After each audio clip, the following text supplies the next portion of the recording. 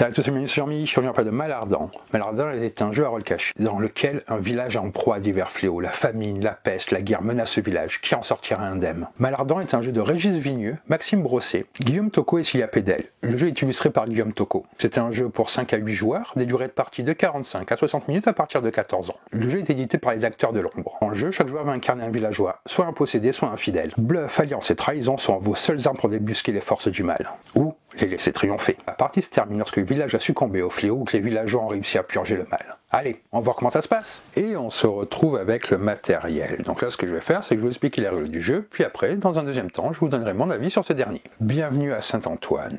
Autrefois pieux et prospère, ce village est désormais dévasté par le mal des Ardents et rongé par 4 fléaux. La malpeste, la guerre, la famine ainsi que la folie. Les villageois sont devenus fous et se divisent en 2 dévotions. Les fidèles, priant pour sauver ce qui peut l'être, et les possédés, agissant sournoisement et dans l'ombre du diable pour faire basculer le village dans le chaos. Chaque dimanche, sous l'autorité d'un nouveau juge, le conseil du village se réunit pour porter une offrande aux cieux en envoyant prier sans relâche 3 villageois, durant 3 jours et 3 nuits sans sommeil. Et chaque soir du Seigneur, les fléaux reculent ou avancent, repoussés par les prières des fidèles ou renforcés par celles des possédés, pour la rédemption ou pour la fin. Malardant est donc un jeu d'équipe à rôle caché, dans lequel s'affrontent fidèles et possédés. Pour chaque faction, l'objectif de la partie est d'amener au moins l'un de ces jetons fléaux à l'extrémité du plateau correspondant à sa dévotion, vers la rédemption pour les fidèles, vers le mal des Ardents pour un joueur possédé.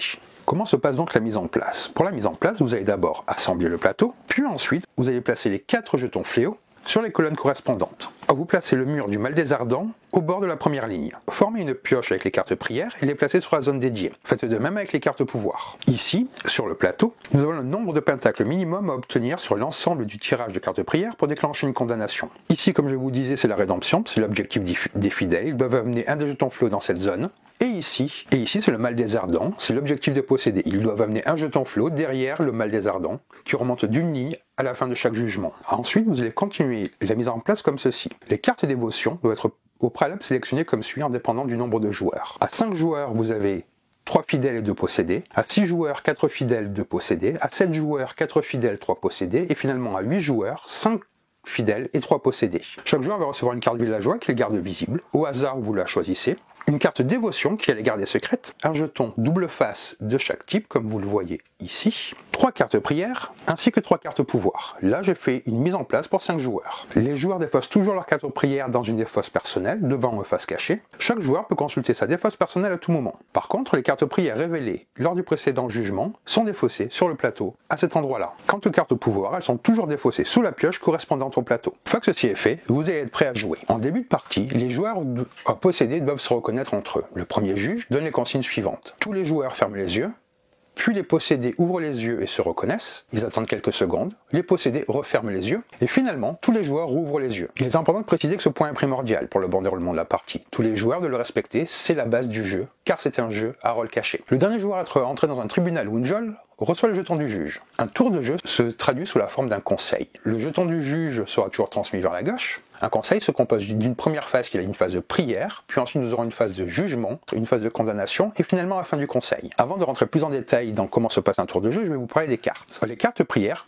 comportent des symboles positifs ou des symboles négatifs, qui correspondent aux 4 fléaux du jeu. Chaque carte prière agit sur 1 à 4 fléaux, en bien, en mal ou les deux, et les cartes contiennent au maximum 3 symboles d'un même fléau. Par exemple, cette carte-là a 3 symboles négatifs pour ce fléau-là, et un symbole positif pour ce fléau-là. Vous pouvez reconnaître la qualité des cartes en fonction du temps qu'il fait dessus. Plus il fait mauvais, moins la carte est bonne. Donc, lors de la phase de prière, chaque villageois devra tenter de convaincre le juge en plaidant pour une carte prière qu'il veut lui donner. Les villageois peuvent également dire au juge qu'ils ne souhaitent pas être choisis. Les possédés devront réussir à faire prendre au juge de mauvaises cartes tout en évitant les soupçons, alors que les fidèles, quant à eux, devront s'efforcer de faire passer leurs bonnes cartes. Le juge, de par son statut, peut décider de l'ordre des plaidoiries, laisser les villageois s'exprimer à leur guise, donner la parole à un villageois ou le faire taire. Chaque villageois doit dire au juge s'il souhaite être choisi ou non. S'il souhaite être choisi, il doit annoncer un seul et unique fléau auquel sa prière va s'opposer, vers la rédemption bien entendu. Préciser le niveau global de sa prière et argumenter. Ensuite il posera une carte prière face cachée devant lui, puis il pose dessus un jeton avec le fléau annoncé visible. S'il ne souhaite pas être choisi, il doit annoncer qu'il ne souhaite pas être choisi sans donner de précision sur sa carte. Il pose également une carte prière devant lui et met un jeton pentacle dessus. Quelques exemples, vous pouvez bien entendu dire « Ma carte est contre la famine et c'est une bonne prière. Je prie pour la fin de la guerre mais c'est une mauvaise carte. » Vous indiquez cela. Par contre, il est interdit de dévoiler plus d'informations sur la carte proposée au juge. Citer un autre fléau, le nombre de symboles exacts, il est interdit de dire « Je vais faire reculer la famine ainsi que la guerre. » Ce que le juge doit comprendre, c'est qu'une carte avec un jeton fléau posé dessus sera a priori bénéfique contre ce fléau. Le joueur souhaite ainsi être choisi. Une carte avec un pentacle est annoncée comme une mauvaise carte et le joueur ne souhaite pas être choisi.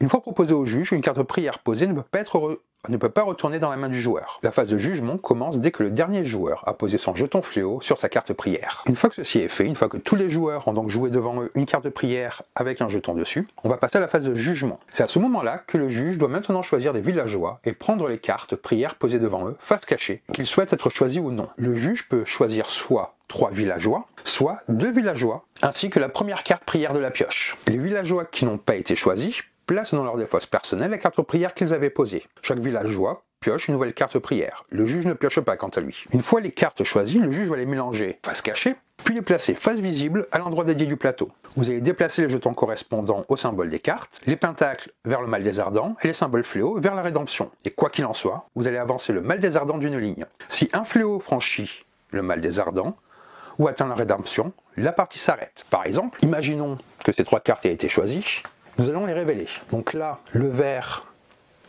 va avancer puis reculer de 2. Pour le rouge, il avance de 2 puis recule de 1. Pour le jaune, il recule de 2 et avance de 1. Et le bleu recule de 2.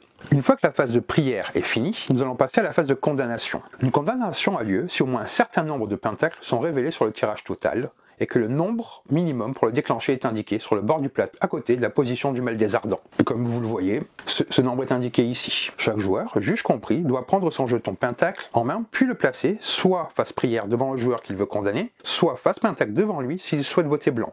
Les votes se font sans ordre défini. Si un ou plusieurs indécis prennent trop de temps, le juge peut leur ordonner de voter immédiatement. Lorsqu'un jeton est posé, le vote ne peut plus être modifié. S'il y a une majorité de votes pour un joueur, la sentence est immédiate. Si le joueur condamné a au moins 3 cartes prière en main, il défausse celle de son choix. Il continuera à participer au conseil, mais avec une carte prière en moins. Si le joueur condamné n'a plus que 2 cartes en main, il est exécuté et doit défausser toutes ses cartes, aussi bien les cartes prière que les cartes pouvoir. Il ne sera plus actif durant les conseils, mais il pourra toujours participer oralement. Mais attention, même si un joueur décède, il ne doit jamais révéler sa carte dévotion. S'il y a une majorité de votes blancs ou égalité, rien ne se passe et chacun récupère son jeton. Ensuite vient donc la fin d'un conseil. Les cartes prières révélées sont défaussées. Les joueurs défaussent ou piochent les cartes pouvoir s'ils en ont joué. Le jeton juge passe au joueur suivant et un nouveau conseil démarre. Comment se passe la fin de partie? Dès qu'un jeton fléau atteint la rédemption, les fidèles gagnent. Dès qu'un jeton fléau franchit le mal des ardents, les possédés gagnent. Et s'il ne reste que 3 joueurs vivants, la partie s'achève. S'il reste au moins un possédé vivant, ce sont les possédés qui gagnent. Si tous les possédés sont exécutés au moment de la partie, ils doivent l'annoncer et ce sont les fidèles qui gagnent. Je vais redire brièvement comment se passe un conseil. Lors du conseil, vous allez avoir une phase de prière. Les villageois plaident pour leur prière et posent leur carte prière. Tous les villageois ont posé leurs cartes. Le juge se prépare donc à faire son choix. Il vient ensuite la phase de jugement. La phase de jugement, le juge prend les cartes prière qu'il a choisies sans les regarder. Les villageois non choisis défaussent leurs cartes. Tous les villageois, sauf le juge, piochent une nouvelle carte. Le juge mélange les cartes et il les place face visible le long du plateau. Le juge déplace les jetons et avance le mal des ardents. On compte les pentacles où la fin de partie est déclarée. S'il y a une condamnation, selon le nombre de pentacles, chaque joueur vote contre le joueur de son choix ou vote blanc. Le condamné devra défausser une carte prière. À la fin du conseil, les cartes prières révélées sont toutes défaussées. Les joueurs défaussent ou piochent leur carte pouvoir. Le jeton juge passe au joueur suivant. Nous avons ici des cartes pouvoir. Lorsqu'une carte pouvoir est jouée, son effet s'applique entièrement avant qu'une autre carte ne puisse être jouée. Certains cas de pouvoir peuvent annuler l'effet des cartes pouvoir jouées précédemment. En fin de conseil, chaque joueur ayant utilisé une carte pouvoir doit défausser la carte pouvoir jouée et son éventuel paiement sous la pioche des cartes pouvoir. Il pioche une nouvelle carte pouvoir. Si la carte pouvoir utilisée correspond à la case du villageois, il en pioche une deuxième. Car chaque villageois a une case que vous retrouvez sur les cartes pouvoir. Les joueurs n'ayant pas utilisé de carte pouvoir lors du conseil peuvent défausser une de leurs cartes en main et en piocher une autre. À savoir qu'un joueur ne peut pas conserver plus de 3 cartes pouvoir. S'il se retrouve avec 4, il doit défausser immédiatement. Qu'ai-je donc pensé du jeu? C'est un jeu qui, dès les premières parties, se révèle être un excellent mélange de stratégie, de bluff et d'interaction sociale ainsi que de suspense. Si vous êtes un amateur de jeu où les décisions ont un impact direct sur le déroulement de la partie, où les alliances et les manipulations sont au cœur du gameplay, ce jeu saura assurément vous captiver. L'une des premières forces de Malardan réside dans son univers. Le jeu plonge les joueurs dans un village médiéval frappé par divers fléaux, où se mêlent des luttes de pouvoir, des alliances fragiles et des trahisons. Le thème, bien que classique, est parfaitement adapté aux mécaniques du jeu, et les joueurs se retrouvent vite immergés dans cet environnement oppressant, où chaque décision peut avoir des conséquences dramatiques. L'univers n'est pas juste un décor, il devient un véritable acteur de la partie, influant constamment les actions des joueurs. Les personnages, les fidèles qui cherchent à sauver le village, et les possédés, qui œuvrent dans l'ombre pour le détruire, créent une dynamique de jeu tendue et palpitante. Il ne s'agit pas seulement de protéger ou d'attaquer les fléaux, mais aussi de naviguer dans un réseau complexe de manipulation, de tromperie et de choix moraux. C'est un jeu où les motivations de chaque joueur sont constamment en question, et où la véritable identité des personnages se révèle qu'au fur et à mesure du jeu. Les mécaniques de jeu de Malardan sont sans doute l'un de ses plus grands atouts. Le jeu se joue en conseil, où chaque joueur pose des cartes prières et tente de convaincre le juge de l'aider dans sa cause. Ce processus de jugement est l'une des phases les plus intéressantes et tendues du jeu. Chaque joueur doit utiliser son charisme, son bluff et la stratégie pour influencer les décisions du juge. Il faut toujours être prudent dans ses choix, car un mauvais jugement peut complètement changer l'issue du conseil et faire basculer la partie en faveur d'un camp ou de l'autre. La combinaison des cartes prières et pouvoirs spéciaux permet aux joueurs de diversifier leur approche. Chaque carte prière a un effet spécifique sur les fléaux, il est crucial de bien comprendre leur impact sur le jeu. La possibilité d'utiliser des cartes pouvoir permet d'ajouter encore plus de stratégies et d'interactions. Par exemple, l'utilisation de la carte persuasion peut convaincre le juge, ou de la carte contrainte, qui peut empêcher un autre joueur d'agir, peut renverser une situation désavantageuse en un clin d'œil. Ces cartes permettent non seulement d'agir directement sur le jeu, mais aussi de manipuler les perceptions des autres joueurs. L'aspect stratégique est donc omniprésent, et chaque action peut potentiellement avoir de lourdes conséquences. Un des aspects intéressants du jeu est l'importance de l'identité secrète des joueurs. Vous ne savez jamais vraiment si un joueur est infidèle ou un possédé, ce qui amène une dynamique de méfiance et de suspense à chaque tour. Cette incertitude continue crée des moments de tension intense, où il faut constamment évaluer les autres joueurs, juger leurs actions et tenter de prédire leurs intentions. À chaque phase de jugement, il y a cette sensation d'être constamment sur le fil du rasoir, avec des décisions qui peuvent paraître simples, mais qui en réalité peuvent faire toute la différence. L'un des grands atouts de Malardan est la façon dont il favorise l'interaction sociale. Il ne s'agit pas seulement de jouer des cartes, mais de constamment dialoguer avec les autres joueurs, de négocier des alliances, de tromper, de persuader et de manipuler. La phase de jugement, par exemple, est un excellent moment pour observer les dynamiques de groupe se développer. Le juge doit faire ses choix, mais il doit également écouter les arguments des autres joueurs qui chercheront à le convaincre de leur bonne foi, tout en cachant leur véritable intention. Ce type d'interaction rend chaque partie unique car elle repose sur l'imprévisibilité des comportements des autres joueurs. À chaque nouvelle partie, vous ne jouez pas seulement contre un mécanisme de jeu, mais contre des personnes qui, elles aussi, s'adaptent à l'évolution du jeu. Les alliances temporaires se forment et se brisent, les stratégies de manipulation sont mises en place, et chaque conversation devient un terrain de jeu pour tester la crédibilité des autres joueurs. Un autre point fort de Malardan est que chaque partie est différente, en raison de la diversité des cartes disponibles et des rôles distribués aléatoirement. Le fait que chaque joueur ait un rôle caché, qu'il soit fidèle ou un possédé, signifie que les stratégies et les alliances évolueront constamment. Ce caractère aléatoire, combiné à l'importance de l'observation et de l'analyse des autres joueurs, fait que chaque partie sera différente, même après plusieurs sessions de jeu. De plus, les cartes pouvoir qui offrent des possibilités variées pour influencer le jeu, et les cartes prières qui interagissent avec les fléaux, créent une profondeur stratégique qui n'est jamais la même d'une partie à l'autre. Cela garantit une expérience renouvelée à chaque nouvelle partie, avec de nouvelles façons de jouer en fonction des cartes tirées, des alliances formées et des stratégies adoptées. Il faut être prêt à s'engager socialement et à accepter que certains aspects du jeu reposent sur le bluff et la manipulation. Pour ceux qui aiment les jeux où chaque choix a une signification, où chaque interaction avec les autres joueurs peut changer le cours de la partie, Malardan offre une expérience inoubliable. Il faut savoir jongler entre la stratégie pure et l'aspect social du jeu, et c'est ce qui rend l'expérience si riche et gratifiante. En conclusion, Malardan est un jeu qui saura ravir les amateurs de jeux de stratégie et d'interaction sociale. Il propose une expérience profonde et réfléchie, où chaque partie est marquée par des moments de suspense, des stratégies qui se déploient lentement et des manipulations à grande échelle. Le jeu récompense ceux qui prennent le temps de l'appréhender et d'en maîtriser les subtilités. L'immersion dans l'univers du jeu, combinée aux mécaniques bien huilées et aux interactions sociales intenses,